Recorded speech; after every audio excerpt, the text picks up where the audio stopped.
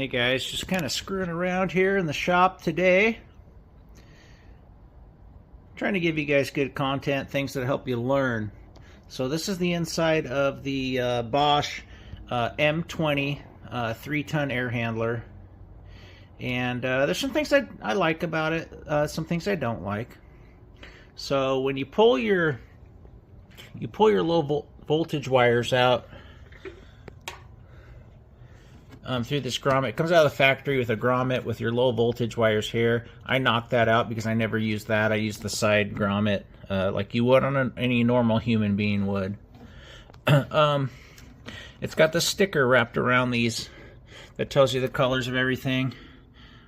This was a downflow, so my sticker's upside down, but I always put that sticker on the blower. That way I don't screw it up. Sometimes I'm forgetful, I'm dyslexic, but they got weird stuff like the purple's Y2. I mean, as you know, the reversing valve is a B, so it's a blue wire. It's this is your reversing valve. You know, most systems it's orange.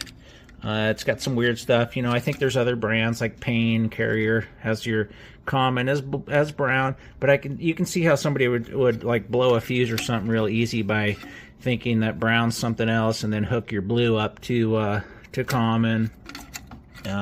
You know, there's your purple Y2 there, right there, and everything else is pretty much the same. It's got two wires that'll energize your heat strips.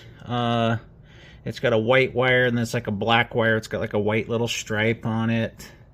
Everything else is pretty much color coded. This gray wire's not used, so you just wire nut it off. I don't know why it's on there.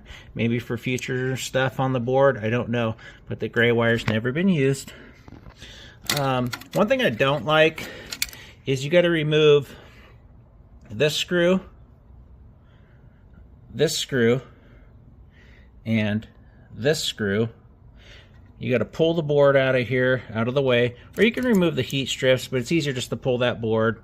I mean, you can remove the heat strip, or the breaker to the heat strips with these two screws.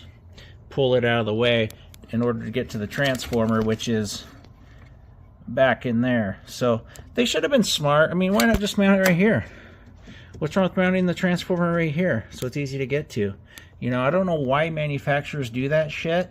They want you to have, you know, another step to replace a simple component like a transformer. I don't know.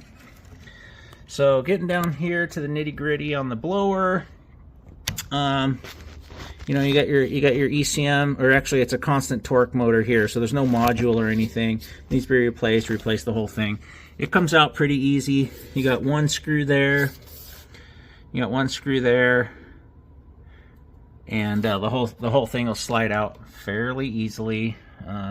Nothing in the way, like some of those reams where there's a circuit board in the way, or your door, you know, all kinds of stupid stuff they do.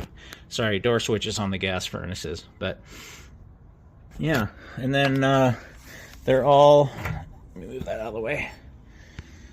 They're 8 coils. If you can see down in there. You know, they're 8 coils. This was, you know, it's upside down, so I flipped the coil. This is, I put the plug back in it, but this, you know, this was installed the other direction, 180. But I want to show you some of the components. You know, they're built pretty well. If you look down in here, this is only a 10 kW heat strip. It didn't run that long. Blower looks good too. It had a clean filter in it when I yanked it out. So anyway, I want to show you some basics on that.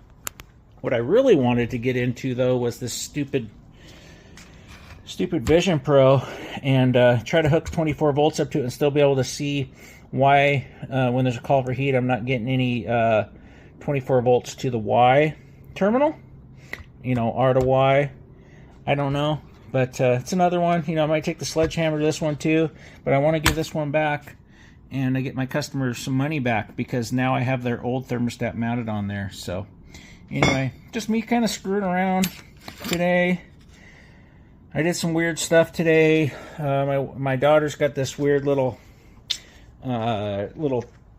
rocket thing that shoots these little Nerf type things up in the air, and I hooked my nitrogen tank up to it. I'll show you that here in a second. Here, I'll show it right now. Alright guys, rocket launch 2025. So originally this stupid little cheap thing, I think I spent 30 bucks on it, probably about $2 worth of material. Came with this hose. It just went to this little cushion that you stick your foot on. It wasn't going high enough. So I went ahead and taped my nitrogen tank on there. We're going to pump her up real high. Let's see if we don't break this thing. See how high we can get this rocket to go. Because before it was only going to about 20 feet in the air, which is really lame. So, yeah. Weird stuff here on a Saturday. Hopefully you guys are enjoying the videos. I'm not trying to bore you too much, but hopefully... I mean, I think these are nice pieces of equipment. I like the Bosch. You know, Ted Cook says they're like a glorified Ameristar. Whatever. They got some stuff in there the Ameristar doesn't have, and they add a bunch of stuff. Like that grill isn't even on the Ameristar. It's higher quality. It's higher quality stuff. So hey, I respect Ted though. No more fights with anybody. I love everybody, and let's have a good rest of the weekend. The end.